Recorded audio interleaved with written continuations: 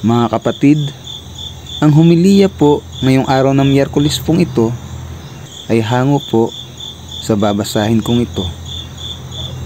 Lucas, Kapitulo 24, versikulo 13 hanggang 35. Sa daang papunta sa Emmaus. Nang araw ding iyon, may dalawang alagad na naglalakad papuntang Emmaus. Isang na yung may 11 kilometro ang layo mula sa Jerusalem. Pinag-uusapan nila ang mga pangyayari. Habang sila'y nag-uusap, lumapit si Jesus at nakisabay sa kanila. Ngunit siya'y hindi nila nakilala, na para bang natatakpan ang kanilang mga mata. Tinanong sila ni Jesus, "Ano ba ang pinag-uusapan ninyo?"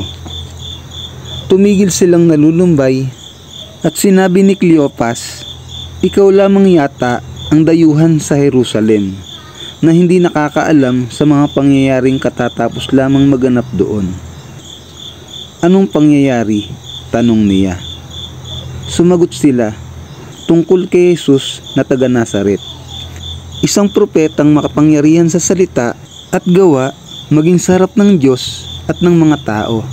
Isinakdal siya ng aming mga punong pari at mga pinuno ng bayan upang mahatulang mamatay, at siya'y ipinako sa krus. Siya pa naman ang inaasahan naming magpapalaya sa Israel. Hindi lamang iyan, 3 araw na ngayon mula nang mangyari ito, nabigla kami sa ibinalita ng ilan sa mga babaeng kasamahan namin. Maagang maaga raw silang pumunta sa libingan at hindi nila natagpuan ang kanyang bangkay. Nagbalik sila at ang sabi, nakakita raw sila ng isang pangitain, mga anghel na nagsabing si Jesus ay buhay. Pumunta rin sa libingan ang ilan sa mga kasamahan namin at ganoon nga ang natagpuan nila. Ngunit hindi nila nakita si Jesus. Sinabi sa kanila ni Jesus, "Hindi ba kayo makaunawa? Bakit hindi kayo makapaniwala sa lahat ng sinasabi ng mga propeta? Hindi ba't kailangan ang Kristo ay magtiis ng lahat ng ito bago niya makamtan ang kanyang marangal na katayuan?" At patuloy na ipinaliwanag sa kanila ni Jesus ang lahat ng sinasabi sa kasulatan tungkol sa kanyang sarili, simula sa mga aklat ni Moses hanggang sa mga sinulat ng mga propeta. Malapit na sila sa nayong kanilang pupuntahan at si Jesus ay parang magpapatuloy pa sa paglalakad. Ngunit siya'y pinigilan nila. "Tumuloy ka muna rito sa amin. Malapit na ang gabi, dumidilim na," sabi nila. Kaya't sumama nga siya sa kanila.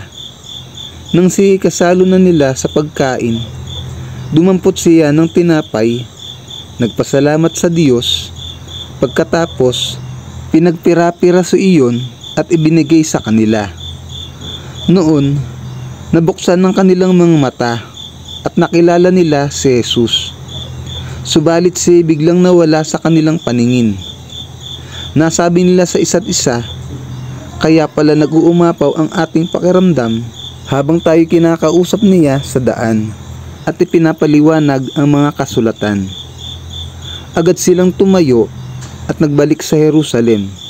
Naratnan nilang nagkakatipon doon ang 11 at ang ibang kasamahan nila. Sinabi ng mga ito sa dalawa, "Totoo nga palang muling nabuhay ang Panginoon."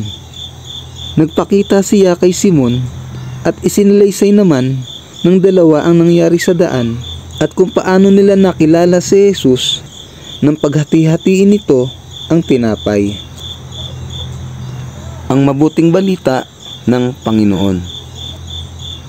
Pinupuri ka namin, Panginoong Hesukristo.